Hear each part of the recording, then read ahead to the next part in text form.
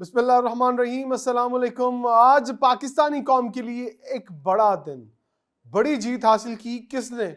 Juniors ने। पाकिस्तान के juniors ने भारत के जूनियर्स को धूल चटा दी है और 191 रन के तारीखी मार्जिन से फतह हासिल की है पाकिस्तान ने। और पाकिस्तान ने जो आज काम किया है, इस काम से बड़ों को सीखना होगा। आगे जाके आपको बताऊंगा क्यों बड़ों को सीखना होगा। आज पाकिस्तान ने एशिया कप के फाइनल की ट्रॉफी अपने नाम कर ली है। और एक और बात कहूं, नहीं लेनी ना मोहसिन नकवी से ट्रॉफी, नहीं लेनी ना, पर ठीक है, फिर आज हमने खुद जीत के मोहसिन नकवी के हाथों ट्रॉफी ले ली है। चले, अब आपको ये काम तो नहीं करना पड़ेगा ना कि आपको ट्रॉफी मोहसिन नकवी के हाथों जो है वो लेने पर बहुत ज्यादा सोचना पड़ रहा है, लें ना लें।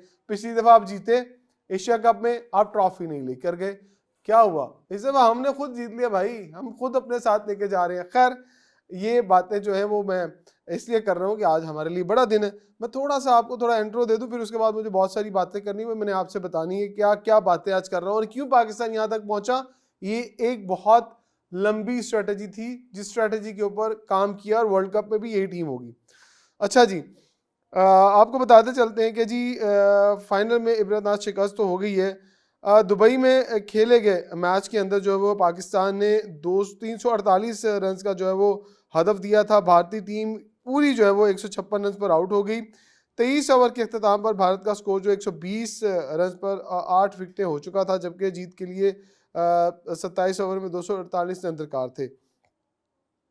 पाकिस्तान ने जिस तरह से आज शानदार चीज़ आपको बताऊं हुई, वो ये थी कि सुमैर ने आज 172 रन की इनिंग खेली। सुमैर की जो इनिंग थी ना, ये बहुत इसलिए काबिल तारीफ़ है क्योंकि भारतीय मीडिया भी सुमेर मिनहाज की जो इनिंग है उसकी तारीफ़ कर रहा है, क्योंकि सिर्फ 113 बॉलर पर 17 चौके और 9 छक्के इसके अंदर शामिल थे। भाई बच्चा अगर आपको 9 छक्के मार रहा है ना, तो आपको सोचना पड़ेगा कि ये जब बड़ी टीम में आएगा तो क्या करेगा।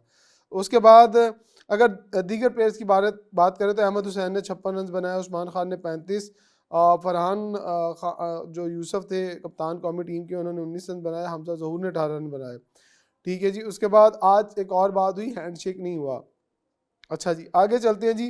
पूरी की पूरी टीम जो थी वो 156 रन पर आउट हुई, जिसके अंदर सबसे आला बॉलिंग की अली रज़ा ने। अली रज़ा की बॉलिंग, क्योंकि मैं शुरू से मैंने देखा है कि पाकिस्तान को प्रेजेंट कर चुका है और पाकिस्तान को भी खेल चुका है, और लेकिन अनफिट हो गया, जल्दी खेल गया। बहुत सारे लोग कह रहे थे पेस अच्छी है, लंबा कद का है, इसको थोड़ा फिट करें।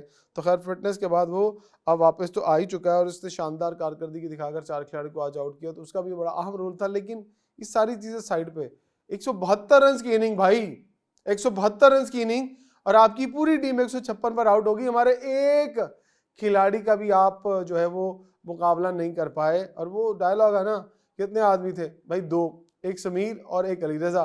खैर, ज़रा टेक्निकल चीज़ों पे आ जाते हैं। देखिए जी, पाकिस्तान ने भारत के हाथों जो शिकस्त हुई थी राउंड मैच के अंदर, उसके बाद जो हौसला दिया, किसने दिया? वो दिया सरफराज अहमद ने। कहा बट्टा कोई बात नहीं, संभाल लेंगे हम, और वो संभाला भी हमने।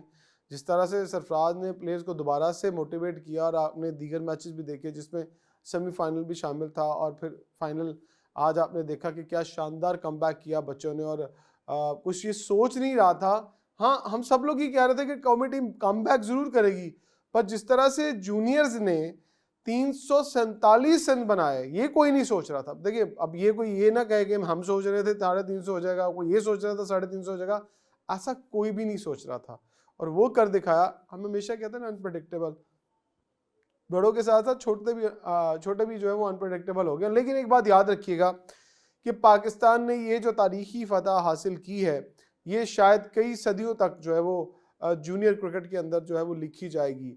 और अब तो ये हो रहा है कि वर्ल्ड कप के अंदर सारी टीमें यूं थरथरा रही हैं कि भाई टीम आ रही है एशिया की चैंपियन, और जिसके अंदर 140 की स्पीड का बॉलर भी है और 150 से ऊपर के स्ट्राइक रेट वाला बैट्समैन भी है। तो ये सारी चीज़ें सब आप सोच के आ रहे हैं कि अच्छा यार अब होगा क्या। आप सब लोग स्ट्रैटेजी बना रहे हैं, कहाँ गेंद करनी है, कैसे खिलाना है, किसको कैसे खेलना है, क्योंकि बड़ी टीमें भी यहाँ पर आएंगी, England, Australia, south Africa, New Zealand, ये टीमें भी वहाँ पर खेलेंगी। अब ज़रा आगे बढ़ते हैं जी, कि ये सेहरा मैं कह रहा था कि किसके सर, और ये लंबी प्लानिंग थी। देखिए, सरफराज अहमद को जब मेंटोरशिप दी गई चैंपियंस कप के अंदर पिछले साल, तो उन्होंने वो मेंटोरशिप कबूल की। 50 लाख रुपए महीना था, पैसे ज़्यादा थे, लेकिन इसके बाद तो नहीं लग रहा पैसे ज़्यादा, मुझे लगता है 50 लाख और देने चाहिए। लेकिन जिस तरह से हमने अब काम शुरू किया ना, ये काम इंडिया 10 साल पहले कर चुका है और राहुल द्रविड़ के साथ जाके कर चुका है। आज हमने ये काम शुरू किया है तो हमें इस काम के साथ जाना चाहिए, इस काम के साथ ही हमें जाना चाहिए और 5 साल तक सरफराज अहमद को जूनियर टीम का कोच रहना चाहिए। खबरदार किसी ने उसको ये कहा कि इसको बड़ी टीम के साथ भेज दो 2-4 मैचेस हारने के बाद, नहीं, यही रहेगा, यहीं पे काम करेगा, इसी टीम के साथ उसको चलना है। अगर वो ये 5 साल जूनियर टीम के साथ चल गया तो आने वाले 5 सालों में पाकिस्तान के लिए बहुत अच्छा काम शुरू हो जाएगा और फिर वो चला जाए 5 साल के बाद, कुछ बैकअप भी होगा, कुछ करंट प्लेयर होंगे, उनको लेके वो पाकिस्तान को साथ लेके चल सकता है और पाकिस्तान दुनिया की टॉप टीम बन जाएगी।